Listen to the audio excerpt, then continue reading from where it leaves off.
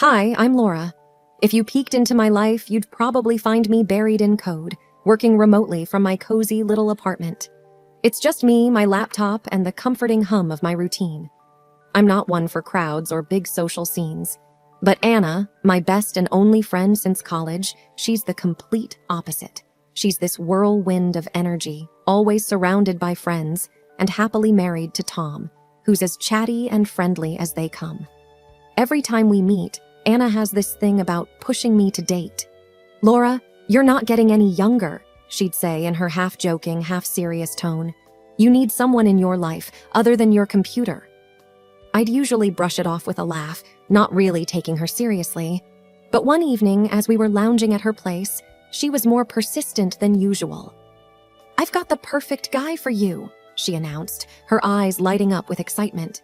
"His name's Chris, a family friend. You two would be great together."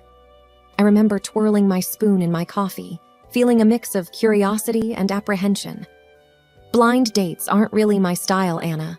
They're always so awkward," I protested. Anna leaned in, her smile persuasive. "It's not a blind date, silly. We'll have dinner here. Just the four of us. It'll be casual, no pressure." So, there I was, giving in to her plan. The night I met Chris at Anna's place, my stomach was a knot of nerves. But Chris, he was surprisingly easy to talk to. Kind of reserved, but with a genuine smile that made me feel more at ease.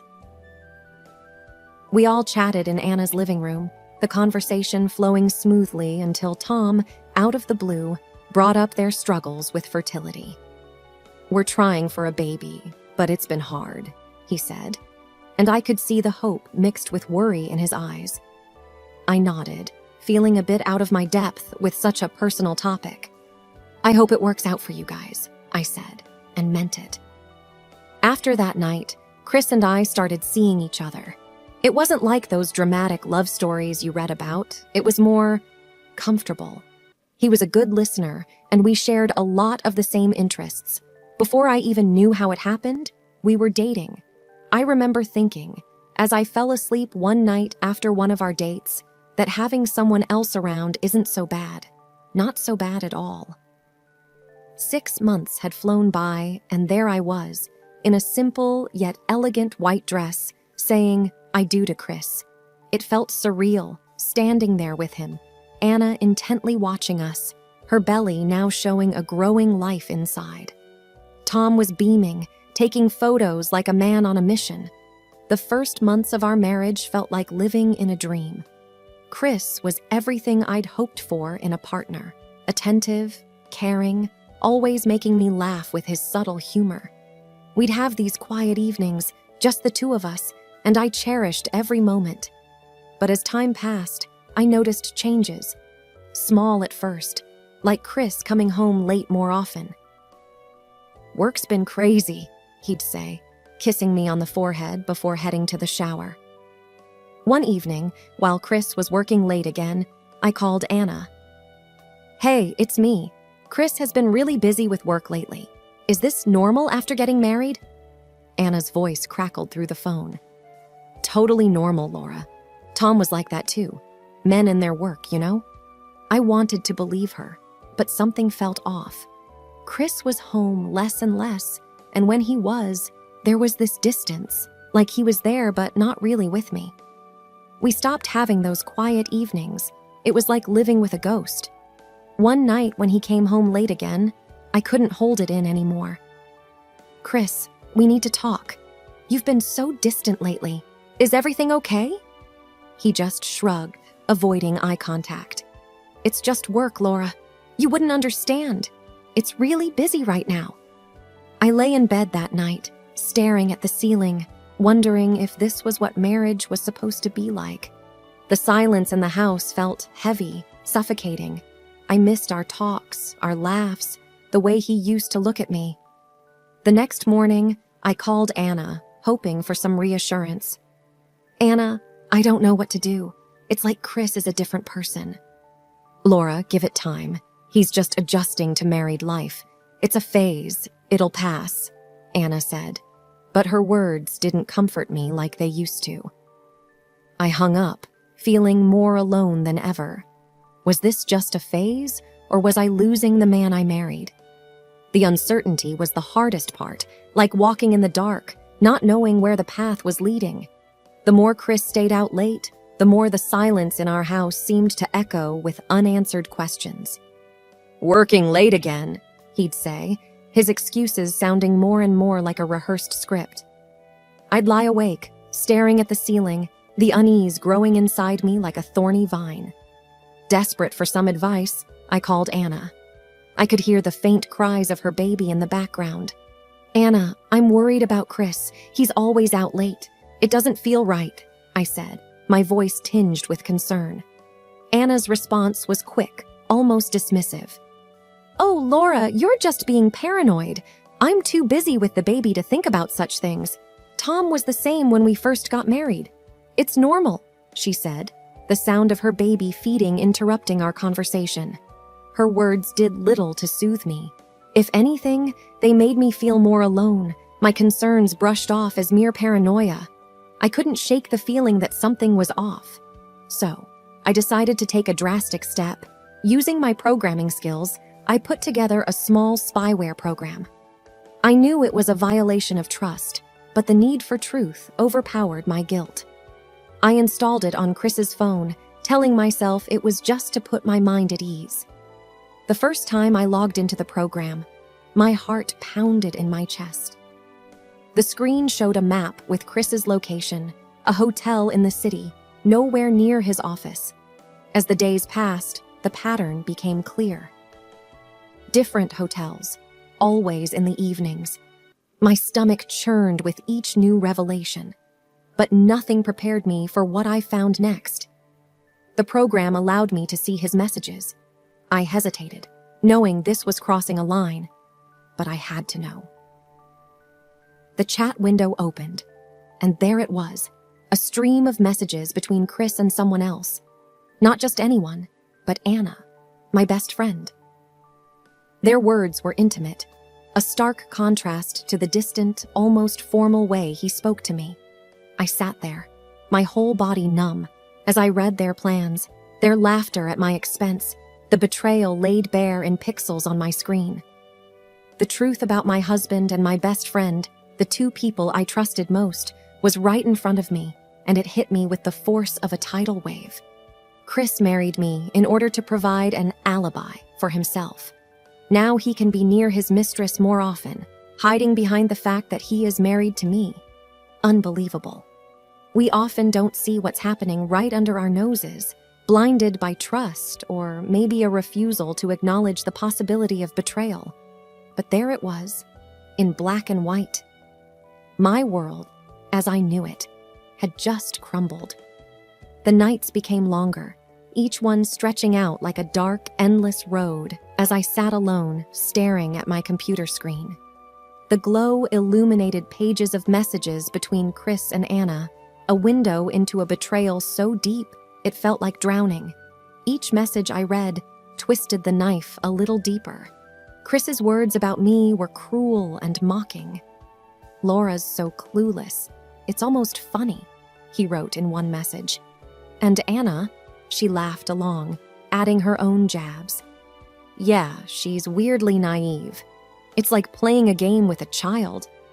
Their laughter at our expense wasn't the worst of it, though.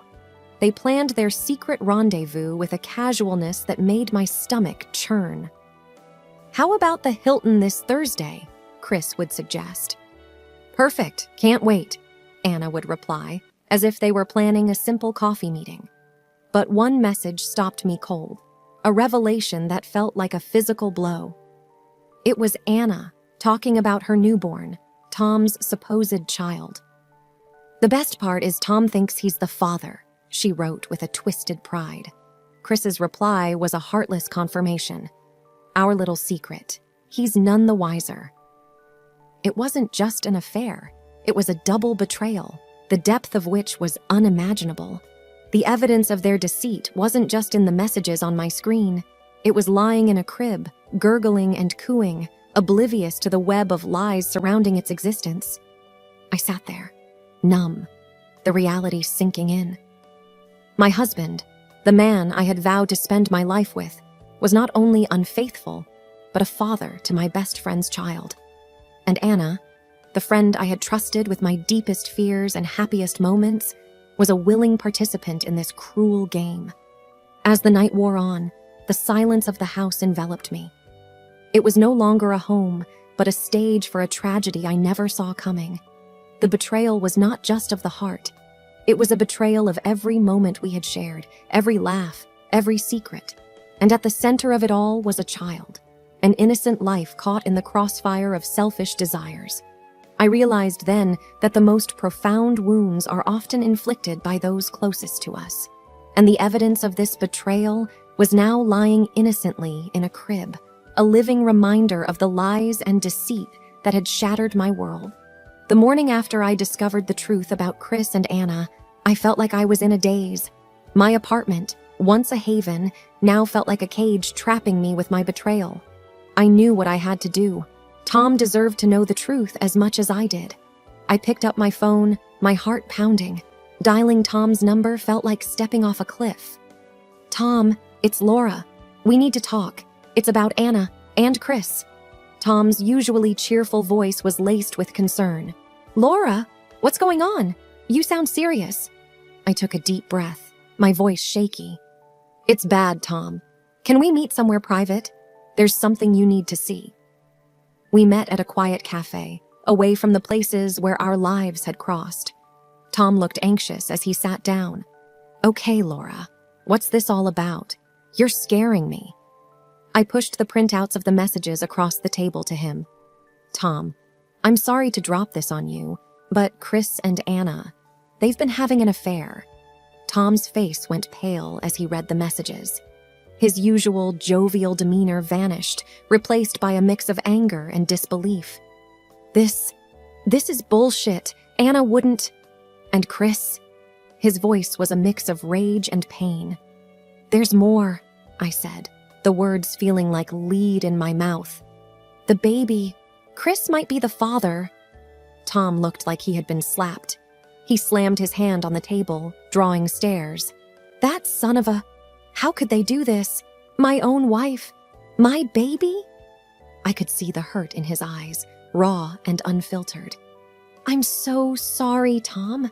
I thought you should know. You deserved the truth." Tom ran his hands through his hair, a gesture of frustration and disbelief.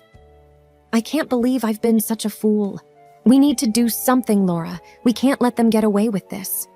His words echoed my own thoughts. "I agree. We need a plan. They've been playing us for fools, and it's time they faced the consequences." As we talked, our plan began to take shape. It wasn't just about confronting them. It was about exposing their lies, making them feel a fraction of the pain they'd caused us. We left the cafe with a sense of purpose, a bond formed through shared betrayal. As I drove home, the reality of what I was about to do settled in. This wasn't just about confronting a cheating spouse. It was about revenge. And my revenge would be cold, much colder than an iceberg. The day of the confrontation felt like walking into a storm. My heart was pounding so hard I could hear it in my ears as I drove to Anna's house with Chris. He was clueless, humming along to the radio, while my hands gripped the steering wheel, knuckles white. We walked into Anna's house, where Tom was already waiting. His face was a mask of calm, but his eyes were like flint. Anna greeted us, all smiles, unaware of the storm about to break. "Hey, everyone. So glad you could make it," Anna chirped, her voice grating on my nerves. Tom cut right to the chase. "I have something to share. A surprise." Anna's smile faltered. "A surprise? What kind of surprise?" Tom pulled out an envelope. "It's a DNA test. It says, 'I'm not the father of your baby, Anna.'" Anna's face drained of color. "What? Tom, why would you? That's ridiculous." Chris turned to me, confusion written all over his face. "Laura, what's going on?" I looked him straight in the eye, my voice steady. "Why don't you tell us, Chris, about you and Anna?" Anna's eyes darted between me and Tom, panic rising. "Laura, I don't know what you're talking about." Tom slammed his hand on the table, his voice rising. "Cut the crap, Anna! We know about the affair. We have the proof." Chris's face went from confused to pale. "Laura, it's not what you think." I threw the printouts of their messages on the table. "It's exactly what I think. How long, Chris? How long have you been lying to me?" Anna started to cry, her sobs dramatic. "It was a mistake! I'm so sorry!" Tom's voice was like ice. "Sorry doesn't cut it, Anna. You've ruined everything." The room was thick with tension, a tangle of lies and betrayal finally laid bare. Chris tried to reach out to me, but I pulled away. "Don't touch me. You've betrayed me in the worst way." Anna was pleading now, looking at Tom. "Please, Tom. I didn't mean for any of this to happen." But Tom was unmoved. "Meaning doesn't change facts, Anna. It's over." I looked at Chris, my voice cold. "We're done, Chris. I want a divorce." The confrontation was brutal, the air heavy with the weight of broken trust and shattered relationships. As I walked out of Anna's house, I knew there was no going back. The truth had been revealed, and with it, the end of the life I thought I knew. After the confrontation, the drive home was a blur. My mind was a whirlwind of emotions: anger, betrayal, sadness. It wasn't just the affair. It was the depth of the deceit that cut the deepest. The next day, I called Chris, needing to hear him say it. "Chris, we need to talk. You owe me that much." He agreed to meet, his voice resigned. We sat across from each other at our kitchen table, a battlefield of broken vows. "Start talking, Chris. I want to hear you say it," I demanded, my voice steady despite the chaos inside me. Chris looked down, unable to meet my eyes. "It started as just a fling. I didn't mean for it to go this far." "A fling? You call destroying our marriage a fling?" My voice rose, tinged with anger and hurt. "I'm sorry, Laura. I never meant to hurt you," he said, his voice barely above a whisper. "Sorry doesn't undo the lies, Chris. It doesn't change anything," I snapped back. There was a pause, heavy with unsaid words. "What are you going to do?" he finally asked. "I want a divorce, and I'll be talking to a lawyer about compensation for this betrayal," I said, my resolve firm. Chris nodded, defeated. "I understand. I'll cooperate." The conversation with Anna was even harder. I called her, my former best friend, now the source of my deepest pain. "Anna, we need to talk," I said as soon as she picked up. "Laura, I'm so sorry. I never wanted to hurt you."